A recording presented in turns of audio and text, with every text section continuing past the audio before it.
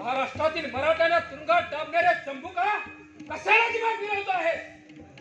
तुम्हा यवनांच्या वंशाचं खंडन करण्यास मराठ्यांच्या तलवारी अहोरात्र सज्ज आहे. असतील पण आजपर्यंत काय केलं आहे ते याच्या पुढे करणार आहात. मराठी नावाला कलंक फासणारे कुलांगार काळाच्या दिवट्या आहात आपण. आम्ही काय करू शकलो नाही आणि काय करणार आहे हे याची खात्री तुझ्या बादशहाला लवकरच भविष्यातील ऐश्वर्यमय पहाडाची आज करणारा राणथोडा ठरा. नेहमी महान विद्याची काय दुर्दशा झाली ती प्रथम आठव आणि मगच पराक्रमाची शेती मिळव. आज कर तुझी वाटपाट. मरकटाच्या धमकीला भीक खाणार हा महाराष्ट्रातील मराठा. महाराष्ट्राला देव कोण आहे?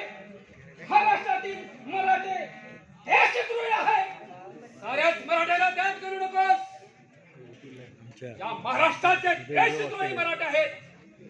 त्याच्याच गडला जाणारा तू एक कापर असून अनायासे माझ्या हाती सापडला आहे आणि यावेळी तू माझ्या हातून सुटणं शक्य नाही. माझ्या सुटकेपूर्वी प्रथम तुझ्या सुटकेची पहिली व्यवस्था कर, मगच पराक्रमाची शेती मिळव.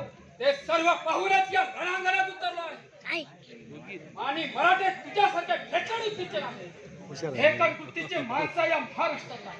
म्हणूनच तुम्हा यवनांचं वारं या महाराष्ट्रात पसरलं. पण ते वारं सगळ्यांचं नाही सुटलेलं आम्हाला वेळ लागला. मुस्लिमांच्या ज्या ताऱ्याखाली हा महाराष्ट्र कधीच छळकणार नाही. ज्या सीताचं राज्य तुम्हाला आभात राखायचं असेल तर या महाराष्ट्रातील मानी मराठी रूपी सर्पावर नाहक काठी मारू नका. या पोखळ वर्णना जागच्या जागे महाराष्ट्रातील मराठे माझ्यासारखे गारुडी त्या सर्पाला गुंगीच्या आवाजाने जागच्या जागी ठेवण्यात ठेवती. मग यवनाच्या पारिपत्याची भाषाच कशाला? यवनाच्या पारिपत्यासाठी हजारो तरी लाखो तरुणी बाहेर पडल्या तर यवनाचं पारिपत्य होणं शक्य नाही. असं या महाराष्ट्रात तुमचं पारिपत्य करणारा वीर खरोखरी जन्माला त्याचं बाळसं झालं नसायचं. बाळसं तर झालंच आहे पण त्यानं स्वराज्याचं बाळसं घेतलं आहे. समजलं? आज खात्रीच्या तुकड्यासाठी लाचालेल्या कुत्र्याप्रमाणे या महाराष्ट्रावर लाचालेला आहात. पण अखेर तो तुकडा पकडताना काय होईल याचा कधी विचार केला का? या कल्पना जागच्या जागे राहतील. बाचे सरदार असा